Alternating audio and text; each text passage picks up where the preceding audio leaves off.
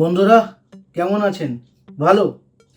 আমরা আজ এমন একটা জায়গার কথা বলবো যেখানে স্বপ্ন বিক্রি হয় আর ফ্যামিলি বিজনেস চলে, সেটা বলিউড। সেখানে শুধু সিনেমা হয় না, তার সাথে হয় লঞ্চ প্রোগ্রামও। দেখুন, বলিউড মানেই একটা ফ্যামিলি বিজনেস। মানে যদি এটা কোনো কোম্পানি হতো তাহলে নাম হতো Khan Kapoor and sons private limited. এখানে প্রতি বছর 10-12টা নতুন প্রোডাক্ট, স্টার কিড লঞ্চ হয়। ঠিক যেমন অ্যাপেল লঞ্চ করে iPhone 15 বা iPhone 16, তেমনি বলিউড লঞ্চ করে আরিয়ান খান, সুহানা খান, জাহ্নবী খানদের। মাঝে মাঝে মনে হয় এরা কেউ মানুষ নয়, মিসাইল। লঞ্চ হচ্ছে, presenting Aryan Khan, the future of Bollywood, Pakistan কা বাপ, চায়না কা মহৎ। এখন ধরুন, শাহরুখ খানের ছেলে এসেছে, আরিয়ান খান। সবাই বলছে, আরে বাহ, একেবারে বাবার মতো দেখতে। কেন ভাই? বাকি সকলে কি পাশের বাড়ির কাকুর মতো দেখতে হয়? দুনিয়ার প্রায় সবাই কিছুটা তার বাবা মায়ের মতোই দেখতে হয়। এটাকে জিন বলে। যেটুকু যা ফারাক ছিল সেটা মেলাতে মেকআপ আর্টিস্ট আর হেয়ার স্টাইলিস্টরা প্রচুর খেটেছে। তাহলে কি দাঁড়ালো? 60% জিন আর 40% মেকআপ। এই নিন আপনাদের নিউ স্পাইডারম্যান তৈরি।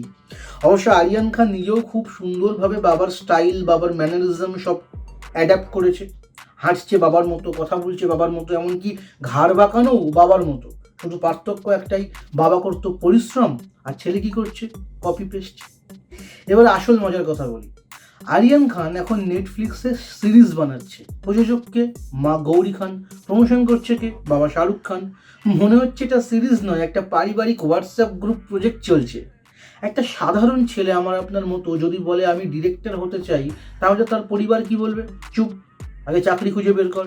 আর শাহরুখের ছেলে বললে মা কি বলে? বেটা, প্রোডাকশন আমি সামলাচ্ছি। বাবা কি বলে? বেটা, প্রমোশন আমি করে দেবো। আর নেটফ্লিক্স কি বলে? কাম বেবি কাম। আমরা নিজেরা দিনে 2বার নেপোটিজমকে গালি দিই, রাগে কাঁপি। কিন্তু আরিয়ান খানকে একটু বাবার মতো লাগলেই কি বলি? ও মাই গড, সো কিউট, আমাদের নতুন কিং অফ রোম্যান্স। মানে 1 মিনিট আগে যেটাকে গালি দিচ্ছিলাম, এখন দাঁত কেলিয়ে জিভ বার করে লেলা করছি। যেন শাহরুখ রিটার্নস আসছে।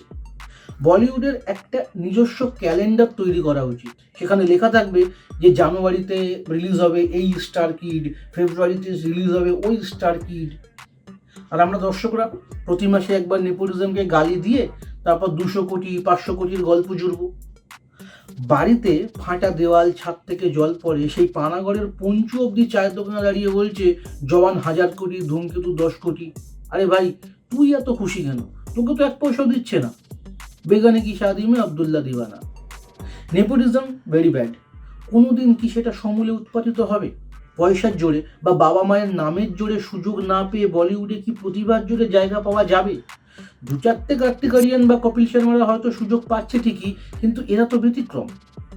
নইলে বলিউড জুড়ে যেদিকে তাকাবেন চারিদিকে নেপোটিজম, নেপোটিজম, নেপোটিজম।